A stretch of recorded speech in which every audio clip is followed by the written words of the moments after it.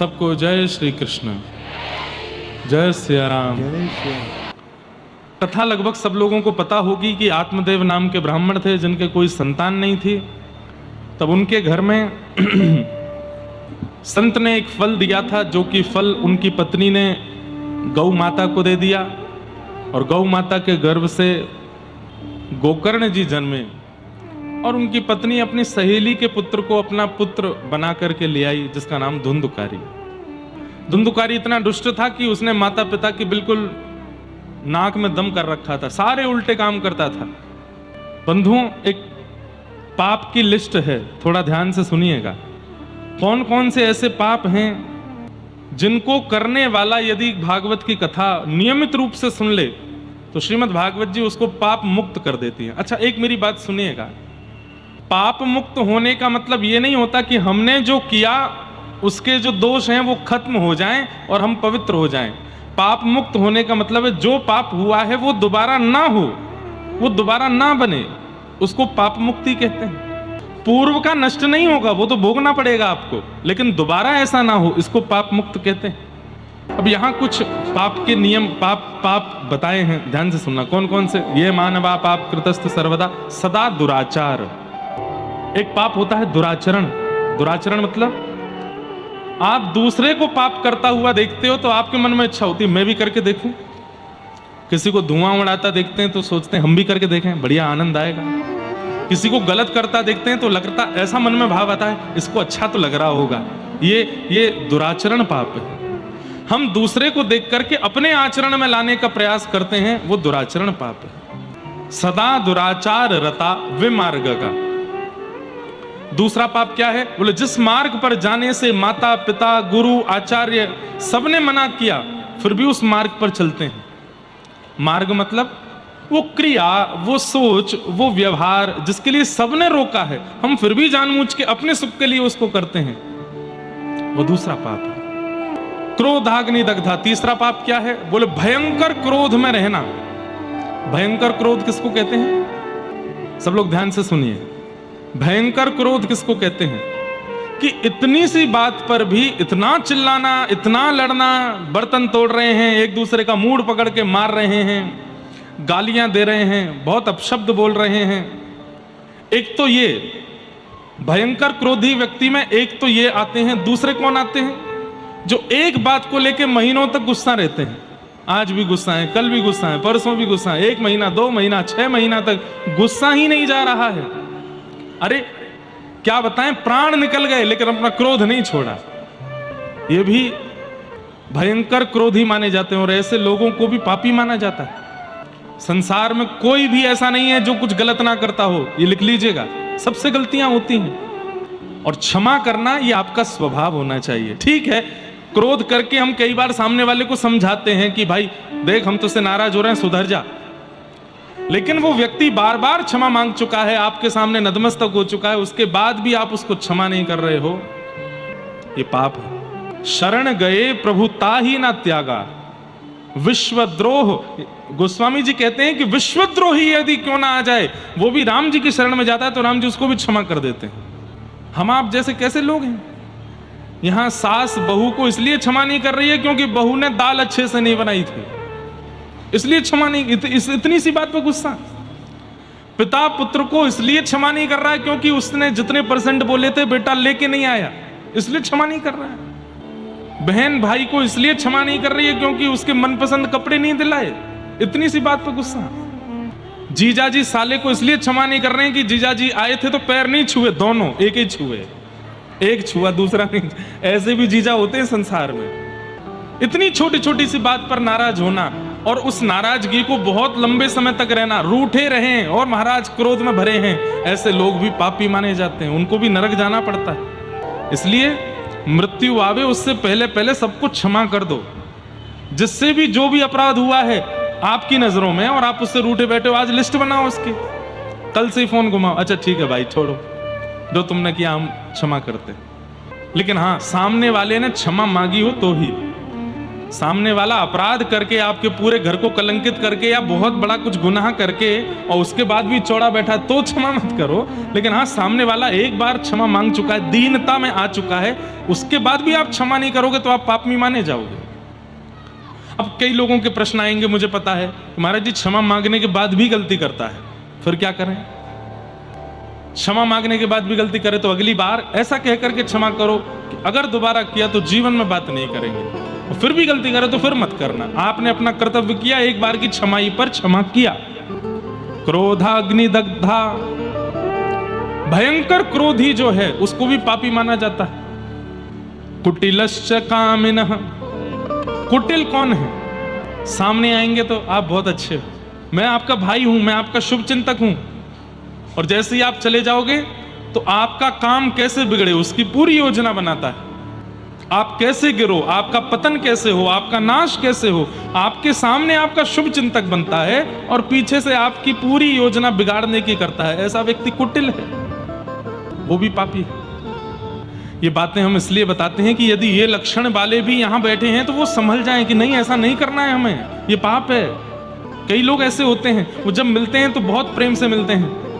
आपके जीवन में कष्ट आने पर सबसे पहला फोन ही उन्हीं का आता, भैया तुम बिल्कुल चिंता मत करना, हम खड़े हैं तुम्हारे साथ। और जैसे ही आप फोन रखते हैं तो वे ही 10 लोगों को खड़ा करते हैं आपके साथ बुरा व्यवहार करने के लिए, और फिर आप उन्हीं को फोन कर रहे हो, अरे भैया देखो ऐसा हो रहा है, ऐसा हो रहा है, मैं तो देख रहा था, बहुत कष्ट हो रहा है, कोई बात नहीं, सब ठीक होगा। फिर फोन रख के फिर चौथे को, अरे उसको ऐसा करो।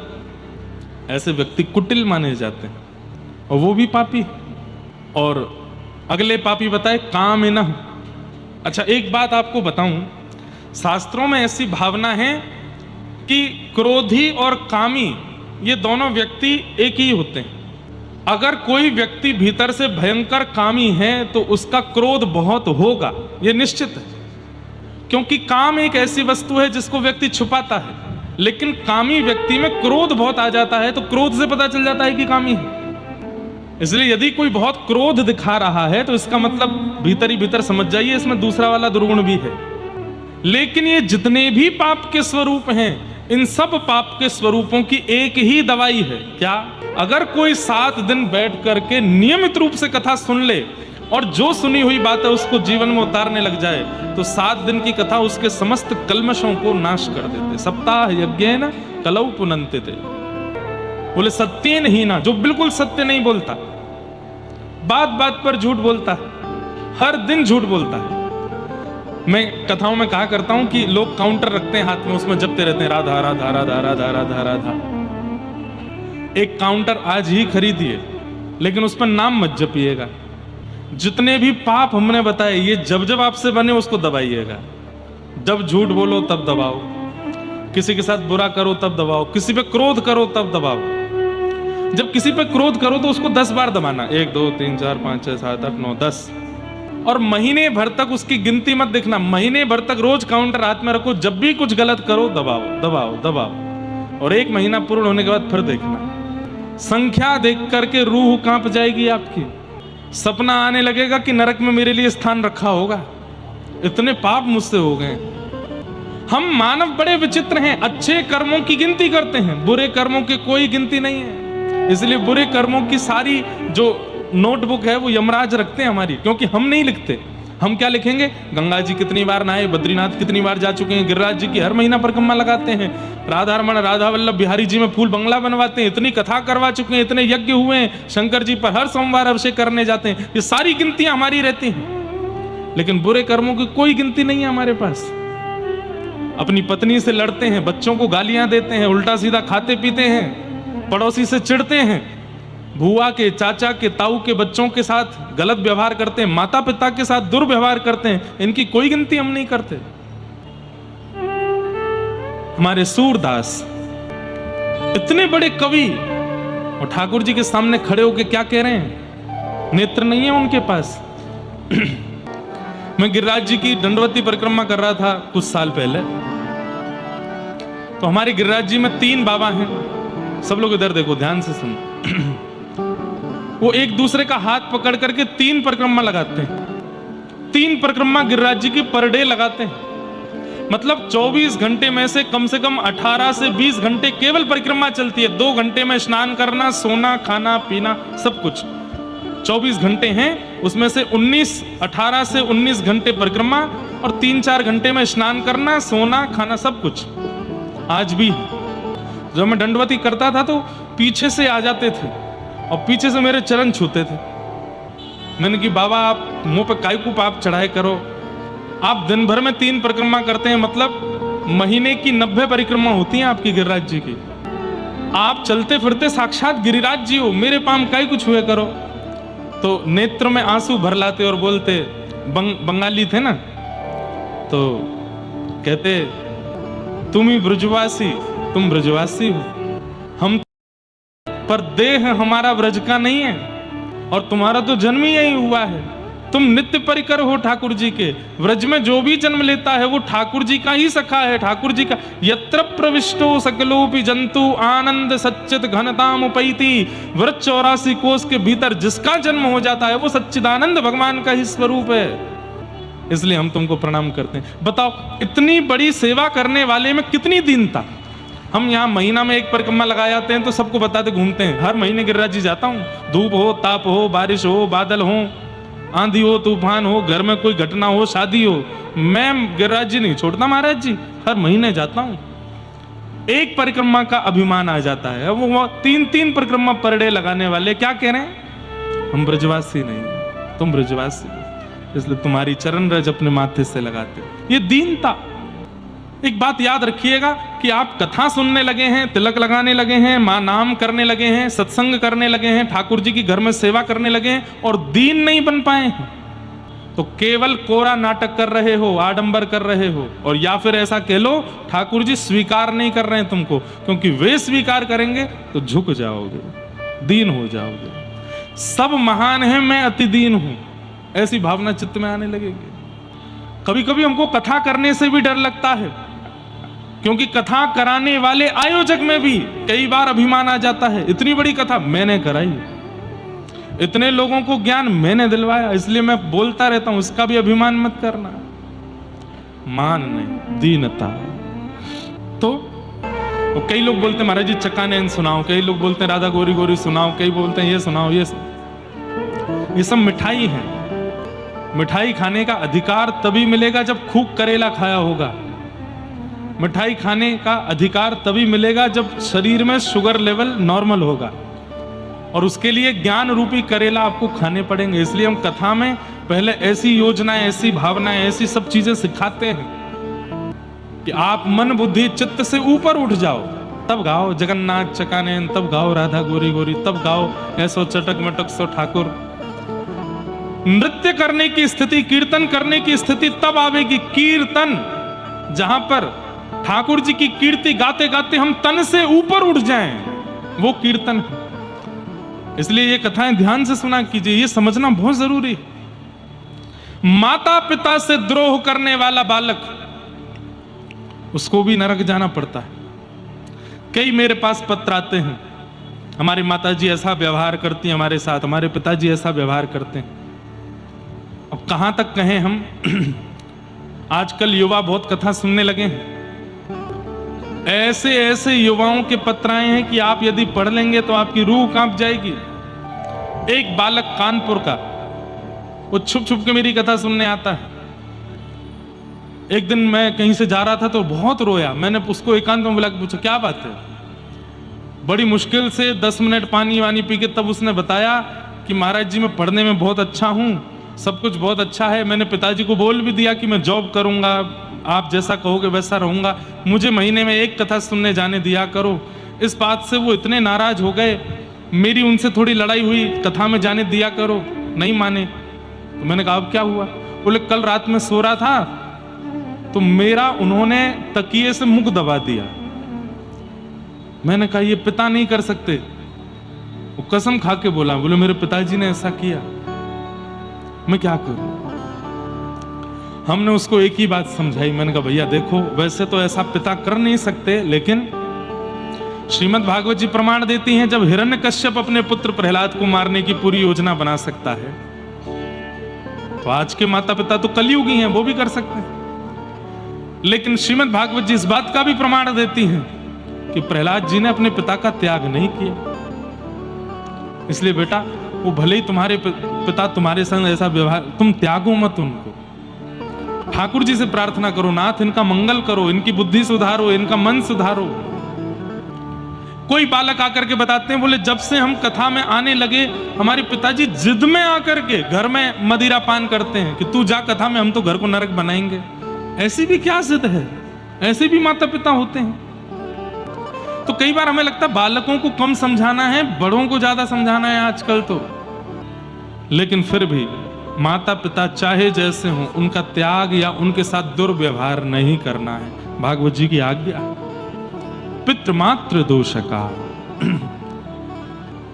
इस प्रकार पापों में रमे हुए लोग यदि भागवत जी का श्रवण करते हैं और नियमित रूप से श्रवण करते हैं, एक आसन पर बैठ करके जो कही गई बातें उसको मनन चिंतन करके जीवन में लाना प्रारंभ करते हैं, तो सप्ताह यज्ञेन कलौ पुनन्तिते, 7 दिन में ही उनका पवित्र होना निश्चित है। धुंधुकारी महादुष्ट हो गया, माता पिता के साथ दुर्व्यवहार करने लगा। एक दिन माता जी ने कुआं में कूद करके प्राण त्याग दिए धुंधुकारी के कारण, और पिताजी घर छोड़ करके वन में चले गए।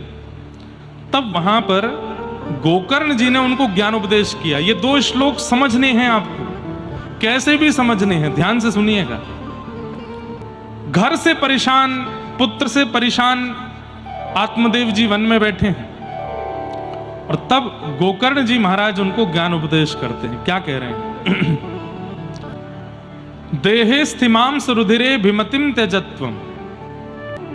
हमारे जीवन में दुख के 2 ही कारण हैं। यहां बैठा हर व्यक्ति जो भी दुखी है, अब जो भी दुखी है का मतलब यह नहीं है कि यहां पर कम लोग दुखी हैं, सब दुखी हैं। कोई खुश नहीं है। किसी से अगर आप एकांत में, किसी भी राह चलते व्यक्ति को एकांत में ले जाकर के बोल, भैया तुम सुखी हो, कोई दुख तो नहीं? नहीं भैया है, दुख तो है। काय बात से दुखी हो? इस बात से दुखी है। सब दुखी हैं संसार में, कोई प्रसन्न नहीं है। हर व्यक्ति के पास एक कहानी है और उसे लगता है मेरी कहानी से ज्यादा खतरनाक किसी की नहीं है, सबसे खतरनाक मेरी कहानी। अगर कोई पिक्चर ऐसी बने जिस पिक्चर में हीरो सुखी ही सुखी रहता है, वो पिक्चर फ्लॉप हो जाएगी। अगर कोई ऐसी पिक्चर बने बड़े पर्दे की जिसमें जो एक्टर है वो सुखी दिखाया है, उसके जीवन में कोई दुख नहीं है, सब सुख ही सुख है, सुख ही सुख है, वो पिक्चर चलेगी नहीं, फ्लॉप हो जाएगी। लेकिन उसी पिक्चर में जो हीरो है, उसकी माता जी चली गई, उसकी प्रेमिका छोड़ के चली गई, और बढ़िया बनानी है तो प्रेमिका ने कहीं और ब्याह कर लिया, और बढ़िया बनानी है तो उसका दूसरा कोई जीवन में आ गया, वो भी छोड़ के चला गया, उसने भी कहीं और। इतनी सुपर डुपर हिट हो जाएगी, क्यों? दुखी दिखाया है। लोग बाग दुखी हैं, और जब उनको दुखी व्यक्ति बड़े पर्दे पर दिखता है तो रिलेट करते हैं, ये तो हमारे साथ भी होता है, ये तो हमारे साथ भी हो रहा है। संसार में सब दुखी। और आपको पता है पृथ्वी का नाम भागवत में क्या बताया गया? दुखालयम शाश्वतम। क्या है? दुखालयम शाश्वतम। जैसे भोजनालय में भोजन मिलता है, पुस्तकालय में पुस्तक मिलती है, कार्यालय में कार्य किए जाते हैं, विद्यालय में विद्या अध्ययन किया जाता है, ऐसे ही दुखालय में दुख ही मिलता है। सब दुखी हैं संसार में, कोई सुखी नहीं है। ये बातें इसलिए बताई जाती हैं कि थोड़ा हंसो, क्योंकि आप अकेले दुखी नहीं हो, सब दुखी हैं यहां पे, कोई प्रसन्न नहीं है। लेकिन फिर भी कई लोगों को लगता है अरे महाराज जी मेरा दुख अभी पता नहीं है आपको, वो सुन लोगे तो आप कहोगे कि मुझसे ज्यादा दुखी कोई नहीं। कुंती महारानी श्रीमद् भागवत में भगवान से कहती हैं, कुंती कहती हैं, हाथ में लग जाना, सिर में दर्द हो जाना, धन का चले जाना, पुत्र का चले जाना, पति का चले जाना, पत्नी का चले जाना, परिवार का नष्ट हो जाना, मन चाही वस्तु ना मिलना, ये विपत्तियां नहीं हैं। तो फिर विपत्ति क्या है? बोले हम जीवित हैं और फिर भी हमें कृष्ण का स्मरण नहीं होता, इससे बड़ी विपत्ति कोई नहीं है। ठाकुर जी को याद ना करना ये सबसे बड़ी विपत्ति है, और ठाकुर जी की याद बने रहना ये सबसे बड़ी संपत्ति है। चाहे मेरे जीवन में कैसी परिस्थिति आ जाए, लेकिन मेरा चित्त कभी राधा रमन जी का चिंतन छोड़ता नहीं है, तो मैं सबसे बड़ा धनवान हूं। लेकिन जीवन में आने वाली एक परिस्थिति भी अगर ठाकुर जी को विस्मृत कर देती है, ठाकुर जी को भुला देती है, ये सबसे बड़ा दुख है कि मैं ठाकुर जी को भूल गया। वास्तव में आप नहीं भूले, ठाकुर जी आपको भूल गए। यदि आज 24 घंटे में ठाकुर जी को आपने याद नहीं किया, तो ये मत सोचना कि ओहो मैं बहुत व्यस्त था, मैं बहुत प्रसन्न था आज, मैं बहुत खुश था आज ठाकुर जी को याद नहीं कर पाया। नहीं, ठाकुर जी ने आपको याद नहीं किया। आप कौन होते हो उनको याद करने वाले? लेकिन हर स्थिति में आपके चिंतन में वही चलते रहते हैं, तो इसका मतलब ठाकुर जी आपको याद कर रहे हैं। और इससे बड़ी संपत्ति क्या होगी कि ठाकुर जी आपको याद करें। तो मतलब डेफिनेशन सीधी है, आप ठाकुर जी को याद नहीं करते हैं, आप ठाकुर जी को नहीं भूलते हैं। जिस दिन ठाकुर जी की याद आवे, सोचो ठाकुर जी आपको याद कर रहे हैं, और जिस दिन ठाकुर जी की याद ना आवे, समझो ठाकुर जी आपको भूल गए। ये सोचा कीजिए। हमारे जीवन में दुख के दो ही कारण हैं, ध्यान से सुनिएगा। सब लोग इधर देखिए, बहुत ध्यान से सुनिए। और एक बात बताएं, कथा ना मौन रह करके सुना कीजिए। केवल कीर्तन और भजन गाने के अधिकार, अगल बगल वाले से ना बात करनी है, कोई आके कुछ बोले तो इशारा करो, बोलो नहीं, मौन रह के कथा सुनो। मौन से मनन बनता है, चिंतन। हम कथा से 1 घंटा पहले 1 घंटा बाद मौन रहते हैं, कुछ नहीं बोलते। और कहीं कहीं कथा होती है वहां तो पूरे दिन मौन। अभी मुक्तिनाथ में भी मौन था, मैं केवल कथा में बोलते थे, या कोई वैष्णव भक्त मिल जाए, संत मिल जाए, उनसे बोलते थे, बाकी मौन।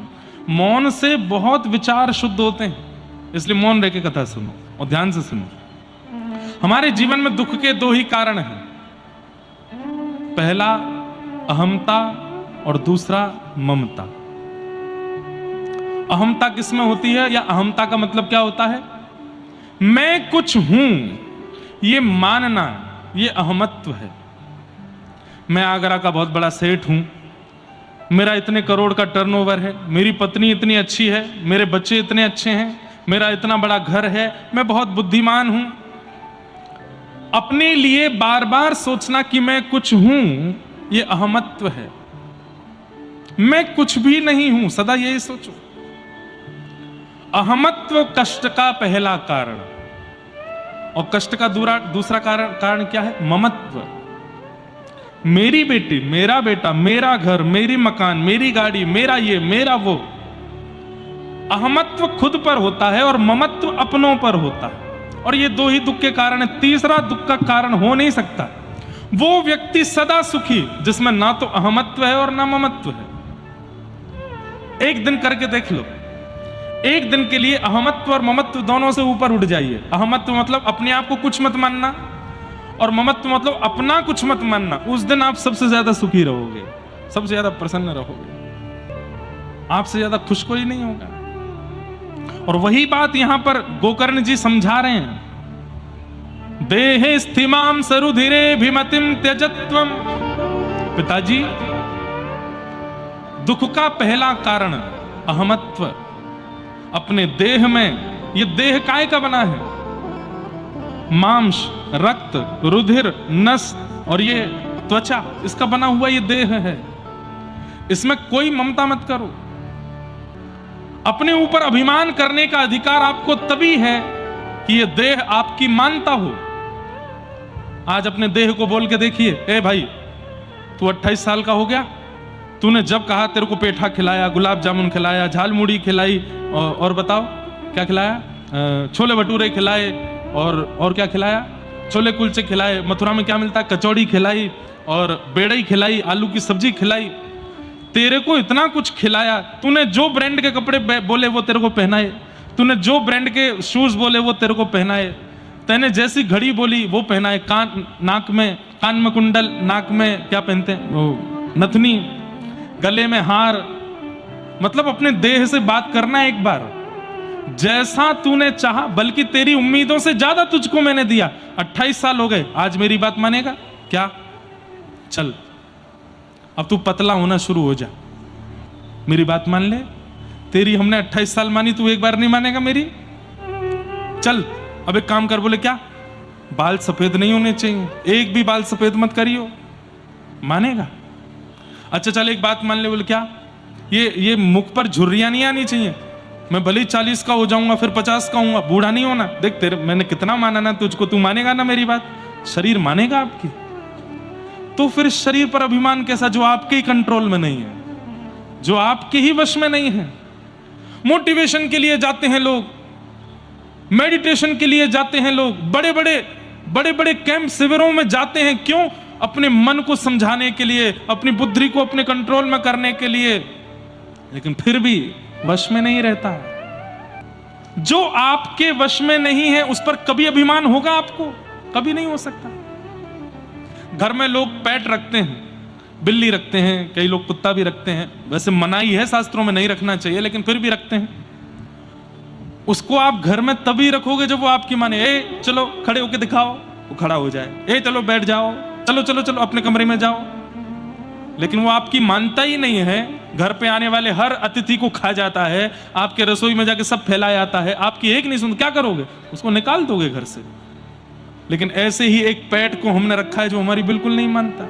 हमारा खुद का शरीर, ये बूढ़ा भी होगा, मोटा भी होगा, शुगर भी बढ़ेगी, कोलेस्ट्रॉल भी बढ़ेगा, बाल भी सफेद कर लेगा, झुर्रियां भी, आपको एक दिन स्वरूप से कुरूप बना देगा। लेकिन फिर भी हम इस पर अभिमान ही किए रहते हैं। ये सबसे बड़ा ज्ञान है हमारा।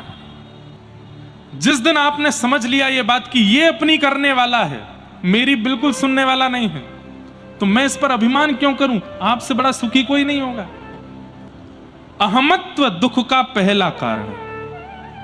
कई लोग समझ गए बात को, कई लोग कह रहे हैं बात तो बढ़िया कर रहे हैं, का खुद का भी तो शरीर है, ये अपने शरीर के लिए भी तो करते ही होंगे। करते हैं, हम भी करते हैं, जितना आवश्यक है सब करते हैं। लेकिन हम सत्य बताएं, कोई प्रशंसा के भाव से नहीं बता रहे। हमको कोई आके कुछ पहना जाए तो हम पहन लेते हैं, हमको कोई आके कुछ दे जाए तो दे रख लेते हैं। कोई ऐसी अपनी इच्छा कुछ नहीं रह गई है, कुछ भी नहीं। और ये भागवत जी की कृपा है कि अपनी इच्छा कुछ भी है ही नहीं, जैसे जो मिल जाता उसमें प्रसन्न है। ठाकुर जी 10 साल पहले कथा करवाने शुरू किए, कोई सुनता नहीं था तब भी कथा करते थे। आज इतने लोग सुनते तो भी कर रहे हैं, आगामी 10 साल बाद फिर कोई नहीं सुनेगा तब भी करेंगे। लेकिन उसमें कोई अहमत्व ममत्व नहीं। और ये हम स्वयं को ही सुनाते हैं कथा, अपने आप को ही बता रहे हैं कथा। तो पहला दुख का कारण क्या है? अहमत्व। अहमत्व शरीर में होता है। और दूसरा दुख का कारण है ममत्व।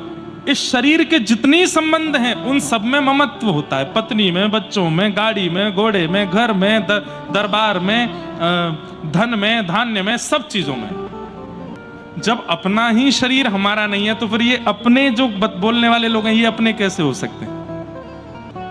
एक बार किसी घर में किसी की मृत्यु हो गई, पूरा घर रो रहा था। बच्चे रो रहे थे, पिताजी चले गए, पत्नी रो रही थी, पति चले गए, माता पिता रो रहे थे, बेटा चला गया, भाई रो रहे थे, हमारा भाई चला गया, मित्र रो रहे थे, हमारा यार चला गया। एक संत आए, संत ने आकर के बोला, ध्यान से सुनना, देखो अहमत्व और ममत्व ये निकलने वाला नहीं है। ध्यान से सुनना, ये निकलने वाला नहीं है हमारे जीवन से, पर कई बार नॉलेज होना जरूरी है, पता होना जरूरी है। कब निकल जाए कुछ कह नहीं सकते। ठाकुर जी की कृपा होगी तो निकल भी सकता है, इसलिए सुन लीजिए। निकलेगा नहीं, या मेरे कहने से सब अहमत्व ममत्व से मुक्त हो जाएं, ऐसा होगा नहीं, पर सुन तो लीजिए। सब रो रहे थे। एक साधु गए, ए बालक तुम क्यों रो रहे हो? बोले मेरे पिताजी चले गए। कहां चले गए? बोले भगवान के पास चले। तुम रो क्यों रहे हो? बोले मैं उनके बिना रह नहीं पा रहा। तो साधु ने अपने झोले में से जहर निकाल के, तुम भी खा लो, तुम भी चले जाओ उनके पास। बालक बोला कैसी बात करते हो? बोले तुम इतना रो रहे हो, इतना तुम व्याकुल हो रहे हो, लो खा लो। अरे नहीं वो वाली बात नहीं है, हमको ये नहीं। तो क्यों तुम रो रहे हो तो तुम भी चले? नहीं जाएंगे। इसका मतलब क्या? ये जितने अपने हैं ना, अपने अपने अपने अपने बोलने वाले, एक भी अपना साथ नहीं जाएगा। अकेले जला के आ जाएंगे आपको शमशान में, रोएंगे, बेहोश हो जाएंगे, रो रो करके बेहाल हो जाएंगे, लेकिन आपके साथ जाएंगे नहीं। जाओ अकेले। तो फिर ऐसों से प्रीति कैसी? जा प्रियतम सो प्रीति घनेरी। अरे महाराज, यदि रास्ते में कोई जानवर मर गया हो तो आप बगल से निकल सकते हो, लेकिन कोई मानव मर गया हो रास्ता घूम के जाते हैं। क्यों? कहीं हमारे ऊपर चिपट नहीं जाए। जीत की तो मृत्यु के बाद भी डर लगता है उससे। कभी कभी मैं सोचता हूं, क्या केवल मानवों की आत्मा भटकती है? जानवरों की भी भटकती होगी, लेकिन उनसे डर नहीं लगता हमको। मानवों से ही क्यों लगता है? अरे अनजान मानव से तो लगता ही है। घर का व्यक्ति, अपना व्यक्ति भी यदि चला जाए तो पूरा घर रोता है, लेकिन उसके जाने के 5 दिन बाद यदि वो यमराज जी से कहे, देखो मेरी पत्नी कितना रो रही है, मेरे बच्चे रो रो के बेहाल हो रहे हैं, 1 सेकंड के लिए मुझे जाने दो इनके पास, और यमराज जी मानो आज्ञा दे दें, चल ठीक है जा। घर पे आया, बेल बजाई, बच्चे निकल के आए, और जैसे ही द्वार खोला, एक तो वहीं बेहोश हो गया और 2 डर के भागे, मम्मी बचाओ, भूत भूत भूत। अरे नहीं बेटा, मैं तेरा पापा। नहीं नहीं नहीं, भागो, भूत पिशाच निकट नहीं आवे, महावीर जब नाम सुना। आप तो चले गए थे। ये बातें यहां से नीचे नहीं कर सकते, यही कर सकते। क्यों? यहां से नीचे तो व्यवहार चलता है ना, यहां नहीं चलता। वास्तविकता यही है कि जिसके लिए हम इतना रो रहे हैं, जिससे हम इतना प्रेम मानते हैं, जिसको तुम अपना अपना कहे घूमते हो, वही डरते हैं आपसे मृत्यु के बाद। घर में यदि फोटो लगी हो जिनके प्राण चले गए हैं, और किसी दिन आप भोजन कर रहे हो, आपने उनकी ओर देखा और वो अपने आंख मटका रहे हैं ऐसे, तो क्या होगा? इनकी फोटो भीतर रखो, आंख घुमाते हैं, कुछ तो गड़बड़ है।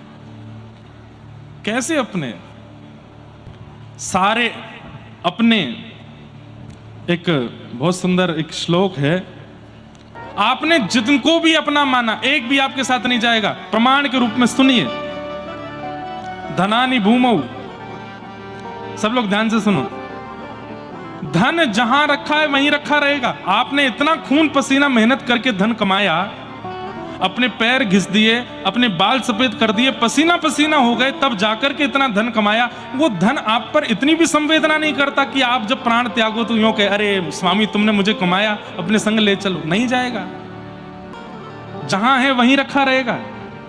धनानि भूमौ पशवश्य गौष्ठ, इतनी महंगी गाड़ियां लेकर के आए, नारियल फोड़ करके उस पर क्या स्वस्तिक बना करके, मुहूर्त दिखवा करके, उसके लिए गराज बनवाया घर में। उन गाड़ियों को सोचना चाहिए, स्वामी जा रहा है, हम भी इसके साथ चले जाए। नहीं जाएंगी, खड़ी रहेंगी चुपचाप, मेंटेनेंस लेती रहेंगी अपना। आप कहोगे महाराज जी ये तो निर्जीव लोगों की बात कर रहे हो, धन और गाड़ी। जीवितों की बात करो तो जीवितों की बात सुनो। भार्या ग्रहे द्वारी, पत्नी 7 जन्म तक साथ रहूंगी आपके, पर कहां तक जाती है? केवल घर के द्वार तक, उसके आगे वो भी नहीं जाती।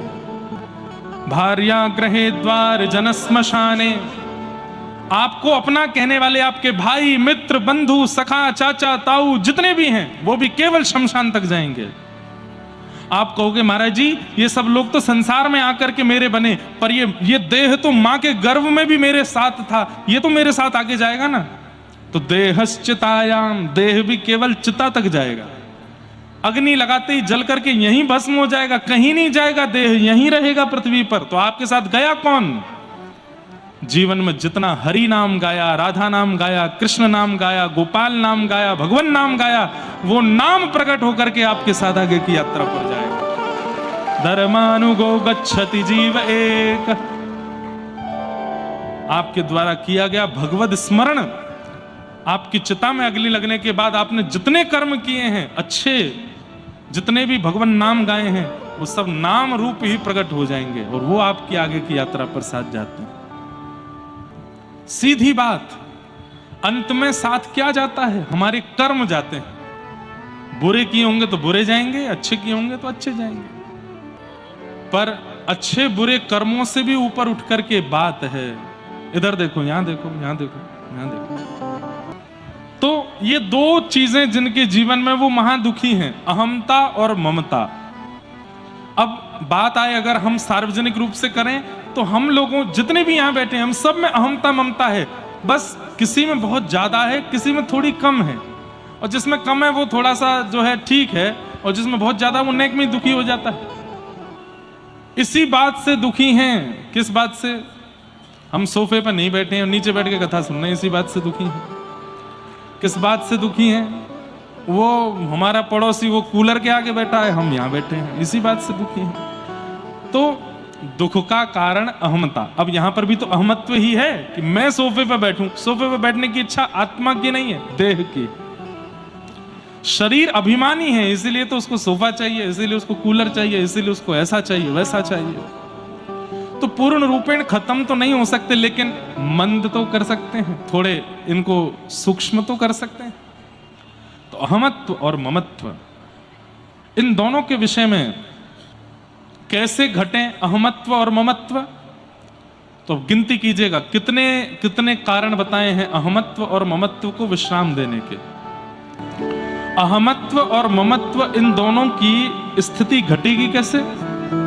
तब कहते हैं सबसे पहली बात बोले धर्मम भजस्व, धर्म को भजो। धर्म को भजो मतलब आचार्य जो कहते हैं, गुरुजन जो कहते हैं, शास्त्र जो कहते हैं, परिवार जो कहता है, माता पिता जो कहते हैं, उसका पालन ज्यादा से ज्यादा करने का प्रयास करो। यही धर्मम भजस्व है, पहली बात। दूसरा, त्यज लोक धर्मान, लोक धर्म में ज्यादा मत रहो। लोक धर्म किसको कहते हैं? इनको रिझाना, उनको मनाना, उससे बात करना बहुत जरूरी है। क्यों? बोले उससे मेरा काम बनेगा। घर पे आ रहे हैं, इनका सत्कार ऐसे ऐसे करना पड़ेगा। क्यों? बोले वो मेरा ये काम बनवाएंगे। स्वार्थ से किसी के प्रति संबंध बनाना, ये लोक धर्म है, इससे बचो। ज्यादा स्वार्थ में जीवन में मत रहिए। ठीक है, 4 रोटी कम खा लेंगे, लेकिन भाई स्वार्थ में किसी से प्रेम नहीं है तो फिर काहे को जाएं उसके पास? जबरदस्ती हजूरी कर रहे हैं। क्यों? इससे हमारा काम बनेगा। कई बार बोल दिया था, वो अंकल आ रहे हैं, उनके ना लेट के पांव छूना बच्चों को समझा देते हैं। क्यों? खुश हो जाएंगे। उससे क्या होगा? पिताजी 1100 का लिफाफा लाए होंगे, 2100 का देके जाएंगे। तुमको देखेंगे ना लेट के प्रणाम कर रहे हो। ये लोक धर्म है। ये बहुत लोगों को रिझाना, अपनी ओर आकर्षित करना, उनको बटरिंग करना, ये सब लोक धर्म में आता है। इससे बचो। ये ज्यादा बनावटी बनने की आवश्यकता नहीं है। धर्मम भजस्व त्यजलोक धर्मान। और तीसरा, साधु पुरुषों की सेवा कैसे करो? सेवा तो बहुत करते हैं, लेकिन एक चीज भूल जाते हैं, सेवस्य साधु पुरुषाम जहि काम तृष्णाम। काम और तृष्णा का त्याग करके उनकी सेवा करो। कोई कामना से किसी महाराज जी को प्रणाम मत करो। महाराज जी को प्रणाम करो, बच्चों पेपर अच्छे मार्क्स आएंगे। अब बच्चे लगे हैं महाराज जी को प्रणाम करने। कोई बात नहीं, एक रात नहीं पढ़ेंगे तो भी अच्छा, महाराज जी को प्रणाम तो किया है, पेपर तो अच्छा जाएगा। ऐसा नहीं होता। किसी कामना से किसी साधु पुरुष की सेवा मत करो। और तृष्णा रहित होकर के, इच्छा विमुक्त होकर के साधु पुरुषों की सेवा करो। सेवस्य साधु पुरुषाम जहि काम तृष्णाम। और अंतिम लक्षण बताया, अन्यस्य दोष गुण चिंतनमाशु मुक्त्वा। 5वां लक्षण, दूसरे में दोष गुण देखना बंद कर दो। इसमें ये कमी है, इसमें ये कमी है। मैं कथाओं में कहा करता हूं, हमारी नेत्र इतने ज्यादा परफेक्ट हैं, इतने बढ़िया डिजाइन किए हैं भगवान ने, दोष चुटकियों में देख लेते हैं, गुण नहीं देख पाते। कहीं भी चले जाओ आप, कहीं भी। और छोड़ो, हमसे ही मिलने आ जाना। हमसे मिल जाने के बाद जब अपने 4 दोस्तों को लेके आना, ठीक है, हमसे मिलने, एक प्रैक्टिकल बता रहे हैं, और हमको मिल करके उनको भी मिलवा के जैसे सीख लेते हैं। परिवार के लोग अपने बेटे के लिए लड़की देखने जाएं तो लड़की देखते ही, लड़की वालों से मिलते ही जैसे ही गाड़ी में बैठते हैं, माता पिता पीछे वाली सीट पर, बुआ फूफा, जैसे ही लड़की के घर से निकलते हैं तो आगे से पिताजी सबसे पहले पूछें, हाँ भाई क्या रही? तो फिर बगल से माताजी बोलती हैं, बाकी सब तो ठीक है, लड़की के पाम बहुत बड़े हैं। दोष कितनी जल्दी देख लेते हैं। बुआ जी बोले, अरे नहीं नहीं, तुमने कान नहीं देखे उसके, कान भी ऐसे ही थे। फूफा जी बोलेंगे, वो सब तो ठीक है, समोसा बढ़िया था। पिताजी बोलेंगे, नहीं नहीं, चाय भी बढ़िया थी। उस व्यक्ति में गुण नहीं दिखा है। फिर अंत में जाकर के कहते, ठीक है, अच्छा है, गुण तो मिल ही गए हैं कुंडली में, हमको भले ही नहीं दिखे हो, कुंडली में तो दिख रहे हैं, कर दो ब्याह। मतलब मैं ये बात क्यों बता रहा हूं कि हम लोगों की दृष्टि में दोष बहुत जल्दी दिख जाता है, गुण नहीं दिखता। लेकिन आप जब कंठी पहनने लग जाते हैं, एकादशी करने लग जाते हैं, कथाएं सुनने लग जाते हैं, शास्त्राज्ञा गुरु आज्ञा के प्रति पालन करने लग जाते हैं, भक्ति मार्ग भक्ति पथ को स्वीकार कर लेते हैं, फिर क्या होता है? होता नहीं है, ये लक्षण है, सबके नहीं होता, पर किसी किसी का ऐसा हो जाता, उसको गुण ही गुण दिखते हैं। किसी व्यक्ति की लाख बुराइयां की गई हों, लेकिन वो सामने आके खड़ा हो जाए तो हम लोग क्या कहते हैं? भाई तूने उसकी इतनी बुराई की, लेकिन मुझे तो उसमें ये अच्छाई दिखी। सब में अच्छाई दिखने लग जाना, सब में गुण दिखने लग जाना, यह भी भक्ति का स्वरूप है। अहमता और ममता से बचना चाहते हैं तो यह भी एक पांचवा लक्षण है, दूसरे में दोष देखना बंद कर दो। और फिर अंतिम लक्षण क्या है? बोले सेवा कथा रसम हो नित्य राम पिबत्वम। ठाकुर जी की सेवा करो और कथा का नित्य पान करो, नित्य सेवन करो, नित्य कथाएं श्रवण करने लग जाओ। अहमत्व और ममत्व दोनों को बैलेंस करने के लिए ये 6 लक्षण हैं हमारे जीवन में आने चाहिए। इस प्रकार श्री गोकर्ण जी महाराज अपने पिताजी को ज्ञान उपदेश करते हैं। इस प्रकार महात्मा का प्रथम सर्ग और द्वितीय सर्ग पूर्ण हुए। अब हम भागवत जी के प्रथम स्कंद में प्रवेश करते हैं। भागवत जी में 3 बार सत्य की वंदना है, प्रारंभ में, मध्य में और अंत में।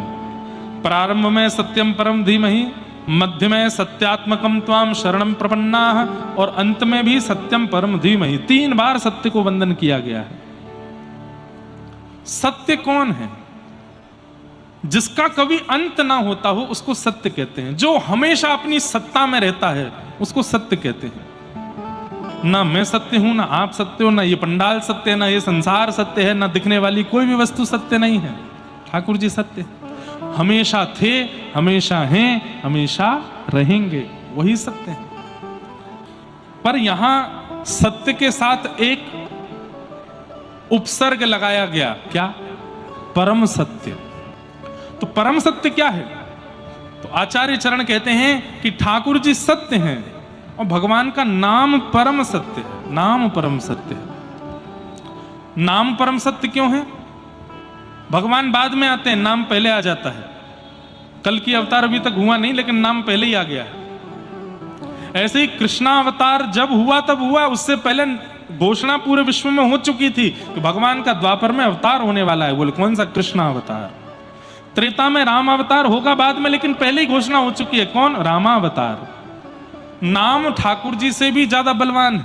क्यों? पहले आ जाता है और ठाकुर जी चले जाते हैं पर नाम सदा रहता है। दूसरी बात, ठाकुर जी चले जाते हैं पर नाम रहता है, और वही नाम भक्तों के चित्त में जिह्वा पर सदा रमे रमे रमे रमे एक दिन दोबारा उनको प्रकट कर देता है। इस कलिकाल में कितनी बार ठाकुर जी प्रकट हो चुके हैं।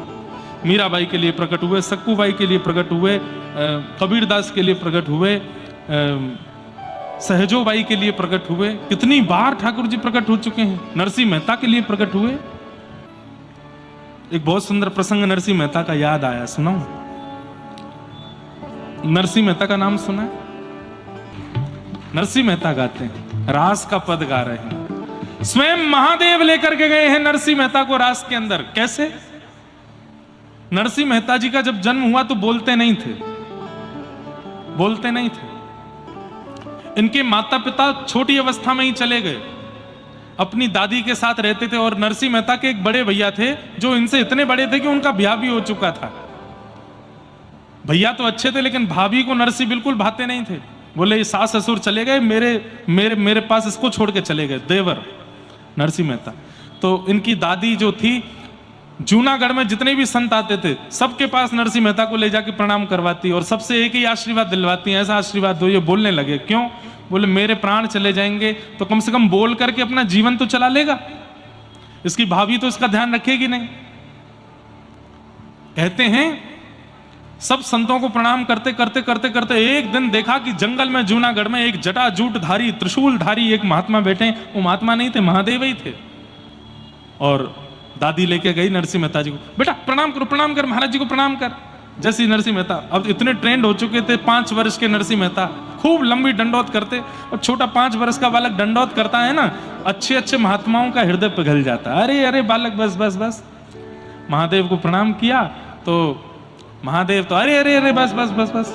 दादी बोली नहीं नहीं महाराज जी आशीर्वाद दीजिए। क्या? ये बोलने लगे। नरसिंह मेहता को गोद में बैठा करके मुखमंडल की ओर देखे बोलो बोलो बोलो राधे श्याम। नरसिंह मेहता हंसने लगे, बोलो बोलो बेटा राधे श्याम। जब तीसरी बार बुलवाया, बोलो बेटा राधे श्याम, नरसिंह मेहता ने अपना होठ खोले और धीमे से नेत्र बंद करके बोले, और पहली बार नरसिंह मेहता बोल पड़े राधे श्याम। और जैसे ही बोले दादी बड़ी प्रसन्न, अब तो और बुलवावे और बुलवावे और अब तो नरसिंह मेहता बोलने लग गए।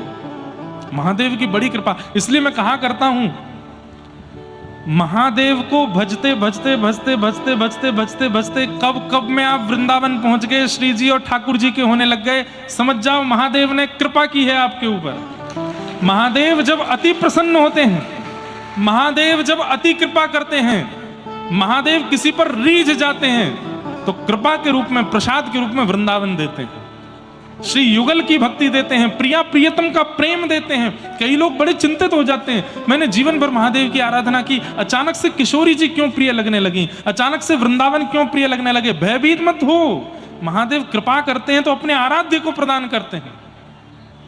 नरसिंह मेहता जी को फिर कथा तो बहुत लंबी है कि एक बार घर से निकाल दिया भाभी ने, तो रोते हुए इनकी दादी से ये पूछते थे मेरे माता पिता कौन हैं, तो इनकी दादी बोलती थी तेरे पिता महादेव हैं और माता जी पार्वती हैं। तो जब एक समय दादी चली गई, भाभी ने घर से निकाल दिया नरसिंह मेहता जी को, तो रोते हुए ये गए, और संभवतः महादेव जो थे उनका नाम भी था इंद्रेश्वर महादेव। सुना है, मैंने दर्शन नहीं किए, सुना है कहीं। और ये गए और जाकर के जंगल में महादेव से लिपट करके खूब रोए, बोले आप ही मेरे पिता हो, आप ही मेरी माँ हो। नरसिंह मेहता जी का चरित्र बहुत सुंदर है। मैंने अभी कुछ दिन पहले अफ्रीका में, केनिया में कथा थी, वहां कहा था, सुनिएगा, बहुत अच्छा चरित्र। तो आज भी ठाकुर जी आए। नरसिंह मेहता जी को सबने बेदखल कर दिया, परिवार वालों ने घर से निकाल दिया। एक समय आया, ये भी नागर ब्राह्मण थे, संभवतः हमारे मंदिर के जो मुख्य अधिकारी हैं वो भी नागर हैं। अब नागर वंशी ब्राह्मण है कि नहीं ये तो कैसे पता चले, नागर वंशी हैं तो मतलब नरसिंह मेहता जी का ही वंश है। तो इनको नागर वंशियों ने भी निकाल दिया। सब लोग इधर देखो, सब ने अपने जगह से निकाल दिया। पत्नी ने एक दिन बोला, बोले आपको तो परिवार वालों में ने भी निकाल दिया, गांव वालों में ने भी निकाल दिया, अब तो आपके ब्राह्मण वंश के लोगों ने भी आपको निकाल दिया। तो नरसिंह मेहता बोलते बढ़िया है, परिवार वालों ने निकाल दिया, उसका भार खत्म हुआ। गांव वालों ने निकाल दिया तो गांव का लोक व्यवहार खत्म हुआ। एक बस ये जाति का बोझ और था मेरे ऊपर, इससे भी निकल गया, मैं तो मुक्त हो गया हूं, अब अकेला ठाकुर जी का भजन करूंगा, ऐसे नरसिंह मेहता। तो सबने निकाल दिया। भगवान ने एक दिन, द्वारिकाधीश ने अक्रूर जी को सेठ जी का रूप बना करके भेजा और कहा नरसिंह मेहता का बढ़िया भवन बनवा के आओ।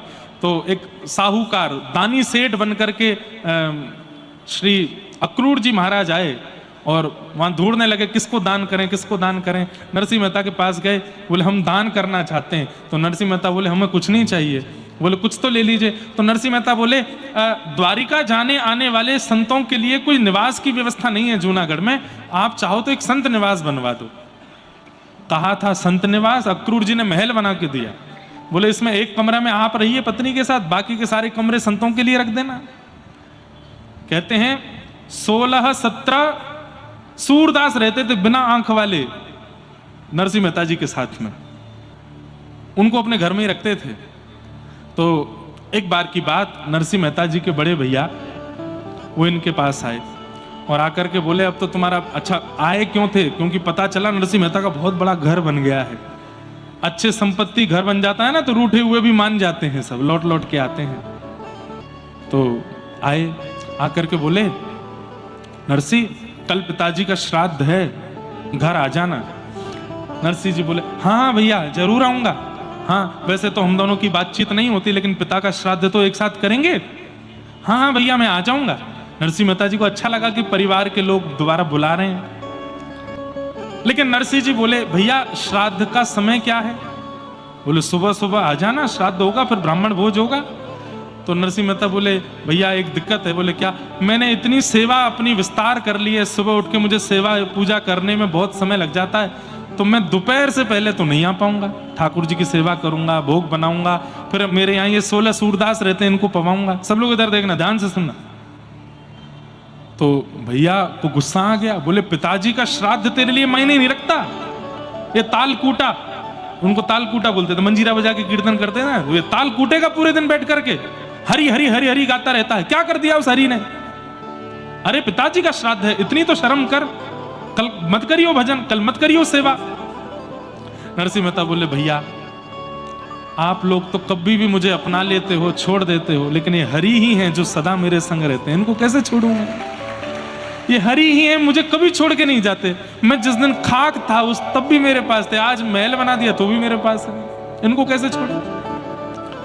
तो फिर भैया बोल के गए, तो फिर एक काम कर, बोले क्या? आना ही मत तू, पिताजी का श्राद्ध मैं अकेले करूंगा, बिल्कुल मत आना। नरसिंह मेहता कुछ नहीं बोले, शांत बैठे रहे। पत्नी बोली अब क्या? बोले अब क्या, वो भी पुत्र हैं, मैं भी पुत्र हूं, वो अपने तरह से श्राद्ध कर लेंगे पिताजी का, मैं अपने घर में कर लूंगा, पिता तो हम दोनों के हैं। पत्नी बोली वो सब तो ठीक है, ये तो बाहर के लोगों को दिखता है कि हम महल में रहते हैं, लेकिन दाम पानी तो कुछ है नहीं। कोई दे जाए आलू तो आलू की सब्जी बन जाती है, चावल दे जाए तो चावल बन जाते हैं, कोई घर में इतनी सामग्री तो है नहीं। और श्राद्ध के लिए तो ब्राह्मण भोजन कराना पड़ता है, ब्राह्मण भोजन के लिए राशन होना चाहिए, वो कैसे होगा?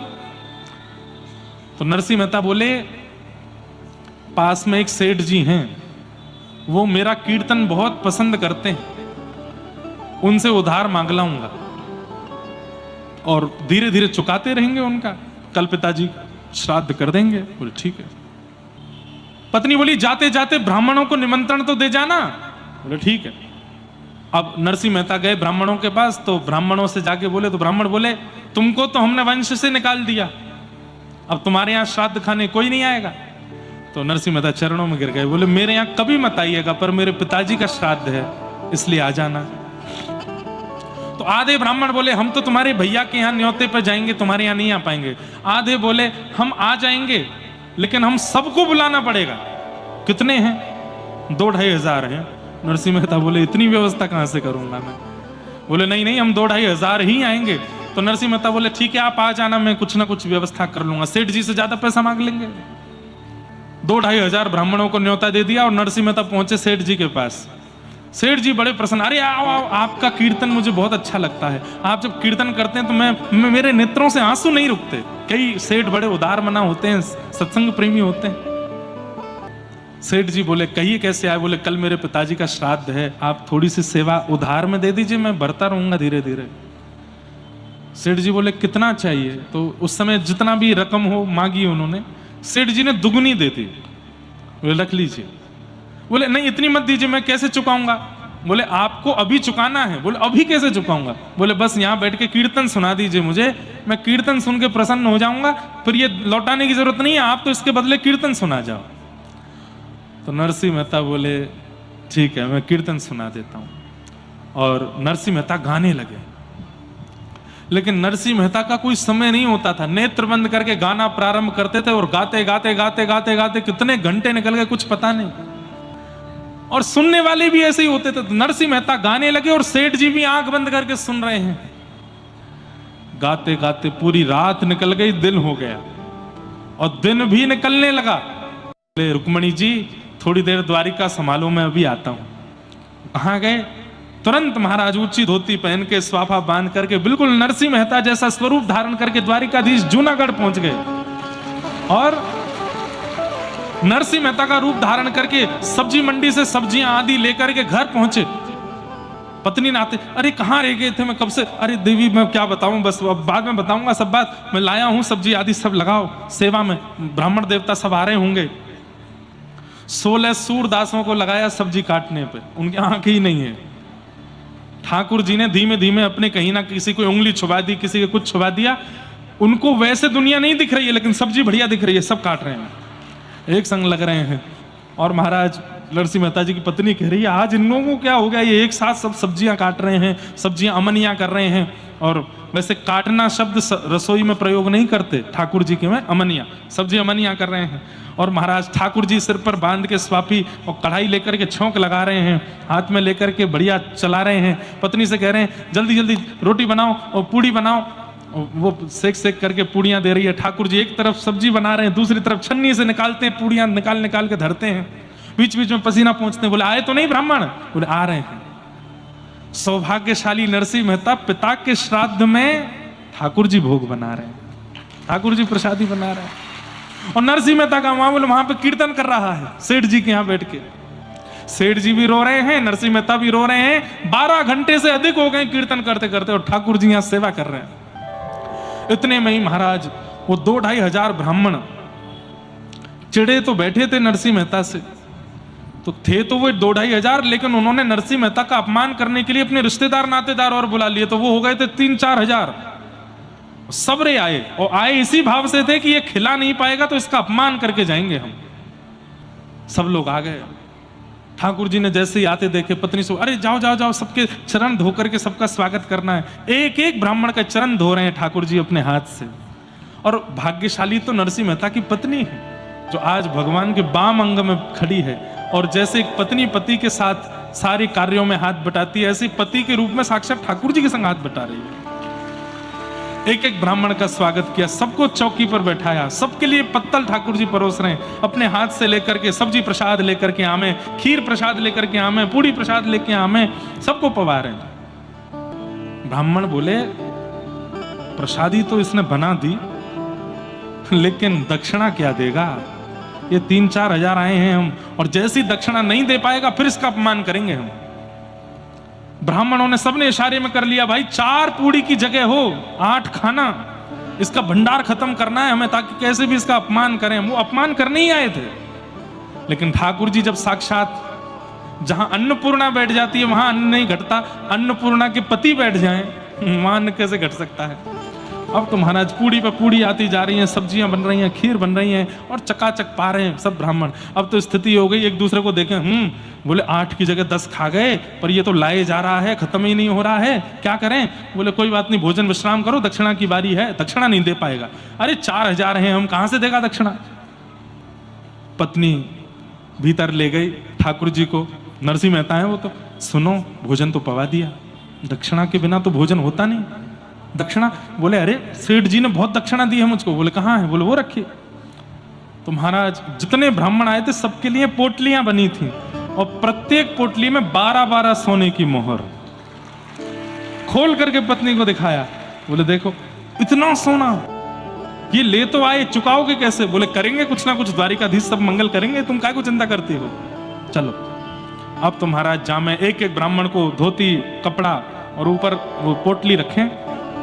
ब्राह्मण देवता ऐसे देखें, कपड़ा तो बढ़िया वाला है, धोती बढ़िया वाली, पोटली में क्या? पोटली जैसे ही खोलें 2-3 तो मूर्छित हो गए। जीवन में कभी 12 सोने की मोहर नहीं देखी थी। श्राद्ध में सबसे बड़ी दक्षिणा मिलती थी नरसिंह मेहता जी के भैया के यहाँ, और वो कितनी होती थी? 1.5 रुपया। कितनी? ये सबसे बड़ी दक्षिणा थी उस समय पर। उसके लिए मारा मारी चलती थी कि नरसिंह मेहता जी के बड़े भैया जब श्राद्ध में बुलाएंगे तो हम खाने जाएंगे। क्यों? 1.5 रुपया मिलेगा। 12 सोने की मोहर देख करके ब्राह्मण तो गिर पड़े। फिर उठे, हो सकता है मुझे दिया हो, इसको नहीं दिया होगा। तेरे को क्या दिया? तेरे को दिखा, उसके भी 12 सोने की मोहर, इसके भी 12। अब तुम्हारा 4 हजारों को 12 सोने की मोहर बांट दी नरसिंह मेहता ने। वे सब आए थे अपमान करने, रोते रोते गुण गाने लगे, आशीर्वाद देने लगा। अरे नरसिंह, तेने तो हमारो हृदय जीत लियो, तेने हमारो मन जीत लियो। अरे तेरे पितृ मुक्त हुए होंगे कि वैकुंठ में नृत्य कर रहे होंगे आज, आज तेने इतना प्रसन्न किया है। ब्राह्मण सब प्रसन्न होके जा रहे हैं। अब 1.5-2 हजार ब्राह्मण वहां भी गए थे नरसिंह मेहता के बड़े भैया के यहाँ। वे 1.5 रुपया की दक्षिणा लेके इतरा रहे थे। 1.5 रुपया की दक्षिणा लेकर के घर से बाहर निकल रहे हैं। वो किसी और को समझ ही नहीं रहे थे कुछ भी। 1.5 रुपया की दक्षिणा मिलती है कहीं पे? अरे महाराज आप हो श्रेष्ठ हो। वो 4 हजार ब्राह्मण आ रहे थे नरसिंह मेहता के यहाँ, वो तो नाच रहे थे, कूद रहे थे, उछल रहे थे। वे 1.5 हजार बोले, हाँ भाई कैसा रहा? अपमान करके आए कि नहीं नरसिंह मेहता का? खाने वाने को तो कुछ मिला नहीं होगा, पानी पी के ही आगे होंगे। वे आके बोले, अरे महाराज आप क्या खा के आए हो? बोले, हमारे तो आलू की सब्जी बनी थी, गड्ढे की सब्जी बनी थी और पूड़ी बनी थी, इमरती बनी थी। तुम्हारा क्या मिला? बोले, महाराज 5 प्रकार की तो सब्जी थी, 2 प्रकार की चटनी थी, 3 प्रकार की पूड़ी थी, आमरस था, रबड़ी थी, पेठा भी था। ये तो विनोद में बोल रहे हैं। अब तो महाराज बता दिए 56 प्रकार के व्यंजन। बोले, अरे झूठ क्यों बोलते हो? अरे नहीं महाराज, नरसिंह मेहता ने पवाया। अच्छा चलो, खिला दिया होगा, कोई दे गया होगा दानी मानी, उसको खिला दिया होगा। दक्षिणा क्या मिली? 50 पैसा मिला कि 98 मिली? अरे महाराज दक्षिणा मत पूछो। बोले, कितनी मिली? 12 सोने की मोहर। अब तो 1,500 जो इतरा रहे थे 1.5 रुपया लेकर के, नरसिंह मेहता ने इतने सबको दिए? बोले, हाँ सबको दिए। अरे झूठा होगा, घिस करके देखो, घिस करके देखो, स्वर्ण असली नहीं होगा। देखा तो असली। बोले, कैसे हुआ? बोले, ये नहीं पता भैया, नरसिंह मेहता ने बहुत आनंद किए। यहां सब ब्राह्मणों में चर्चा का विषय चल रहा, वहां ठाकुर जी नरसिंह मेहता बने बैठे। पत्नी से बोले, देवी मैं तो थक गया, अब जल्दी मेरी थाली लगाओ, मैं भी पाऊंगा। अपने हाथ का बना ठाकुर जी स्वयं नहीं पाते, भक्त के हाथ का ही बना पाते हैं। पत्नी जैसे गई तो सारा राशन खत्म। अपने हाथ का बना नहीं पाते, सबको पवाते हैं। हमको कौन पवाता? ठाकुर जी पवाते हैं। लेकिन जब खुद माने बैठते हैं, हम बनाएंगे तो ही पाएंगे। अरे सब खत्म, नहीं थोड़ा बच्चा होगा बना दो, ब्राह्मणों ने पा लिया, अब बाकी का तुम बना दो। बना करके लाई, ठाकुर जी को बिठाया, पवाया। ठाकुर जी ने प्रेम से चकाचक पाया।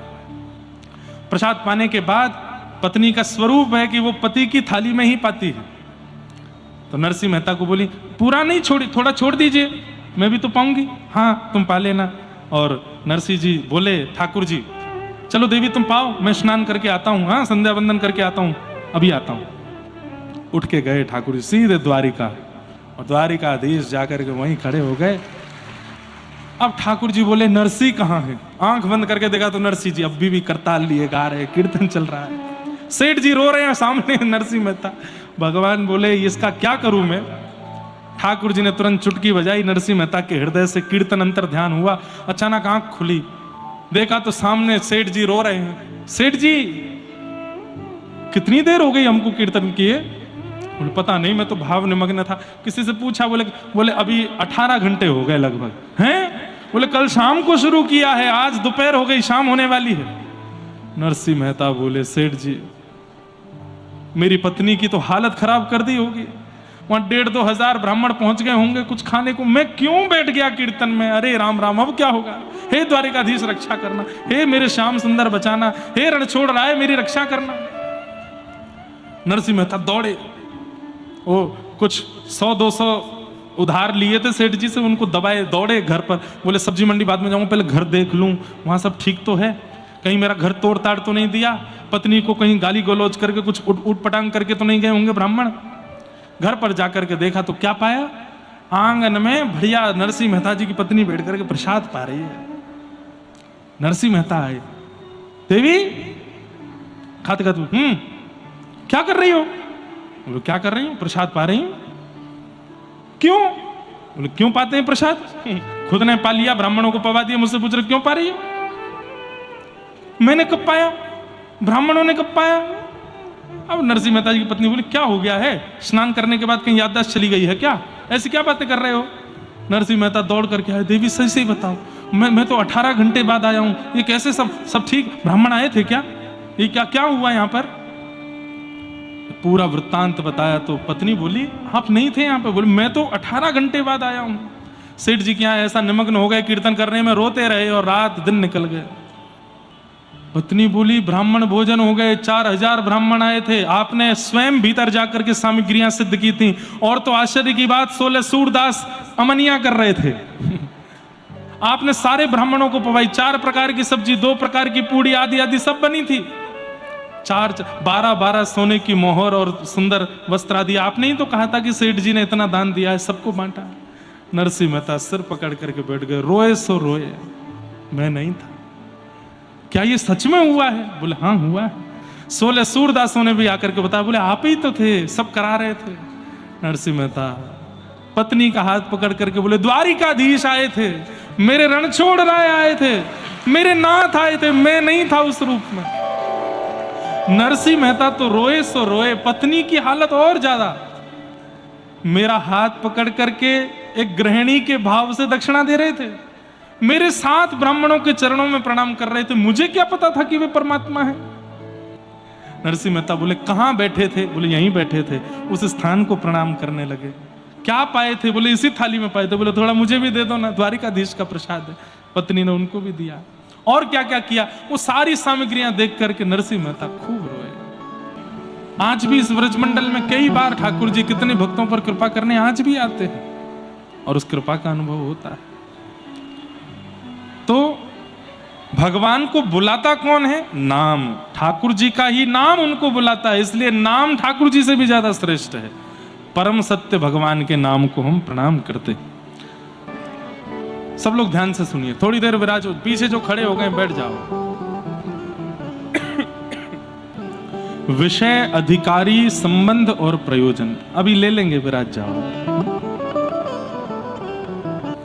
श्रीमद् भागवत का विषय क्या है? यहां 4 बातें इस श्लोक में बताई गई हैं। भागवत का विषय, भागवत का अधिकारी, भागवत का संबंध और भागवत का प्रयोजन। सबसे पहली बात, श्रीमद् भागवत का अधिकारी कौन है? नहीं, विषय क्या है? तो कहते हैं धर्म प्रयोजित कई तवोत्र परमो। हमारे चित्त में परम धर्म जागृत हो, इसको ही भागवत का विषय माना गया। धर्म और परम धर्म की एक बड़ी सुंदर और छोटी सी परिभाषा। अपने कल्याण की भावना धर्म है, सबके कल्याण की भावना परम धर्म है। अब इसमें भी एक और परिभाषा है, क्या? देह कल्याण की भावना धर्म है और आत्म कल्याण की भावना परम धर्म है। देह से किया गया कोई भी सत्कर्म धर्म है, आत्मा से किया गया सत्कर्म परम धर्म है। अनेक परिभाषाएं परम धर्म की, लेकिन हम कुछ बातें ध्यान से समझ करके उनका अनुभव करेंगे। जैसे देह क्रिया, आप देह से जो भगवत भजन करते हैं उसको धर्म कहा जाता है, लेकिन वही आत्मा से होने लग जाए, अंतः मन से होने लग जाए, अंतः करण से होने लग जाए तो वो परम धर्म है। जैसे कोई तुलना नहीं करेंगे बड़े छोटे की, लेकिन कथा सुनना ये धर्म नहीं है, ये परम धर्म है। क्यों? देह की क्रिया नहीं है, शरीर की क्रिया नहीं है, मन की क्रिया है, आत्मा की क्रिया।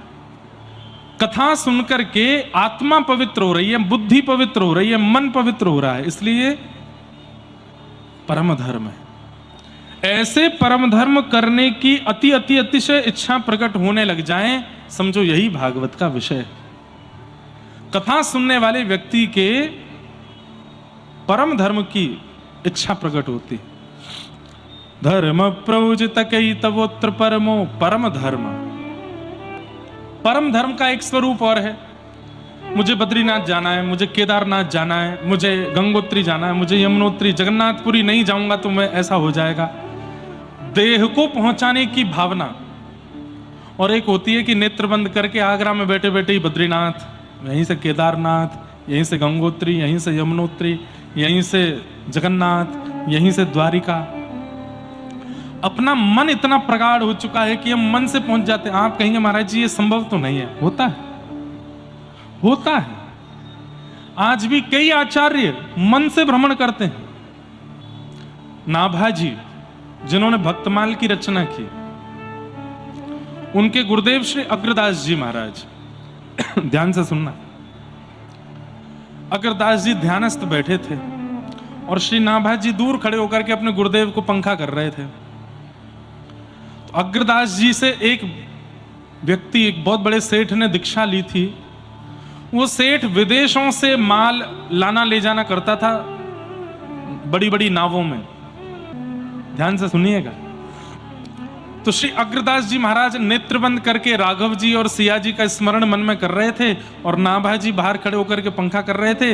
अग्रदास जी का एक शिष्य वो विदेश से कहीं बहुत सारा सामान नाव में लेकर के भारत आ रहा था और उसकी नाव एक समुद्र के बवंडर में फंस गई। तो नाव के जो चालक थे उन्होंने कहा, भैया अब हमारा दोनों का अंतिम समय है, अब प्राण जाने वाले हैं, क्योंकि इस बवंडर से हम बच नहीं पाएंगे, हमारे प्राण निकल जाएंगे, नाव हमारी पलट जाएगी, अंत में जिसको भी घर परिवार अपने इष्ट मित्र जिसको भी याद करना हो याद कर लो। उस व्यक्ति के चित्त में अग्रदास जी का स्मरण आ गया, क्योंकि उसके गुरु जी थे। अग्रदास जी का स्मरण करें, मेरे गुरुदेव भगवान स्वामी श्री अग्रदास जी महाराज, मैं प्राण त्याग रहा हूं, आपके चरणों में प्रणाम करता हूं, क्या करूं मानाथ, मेरी नैया डूबने वाली है समुद्र में। तो जैसे ही वो पुकारने लगा, किलोमीटरों दूर समुद्र के अंदर बवंडर में फंसा हुआ, और अग्रदास जी कहां थे? जयपुर के पास रेवासा, वहां विराज रहे थे, नाभाजी पंखा कर रहे थे।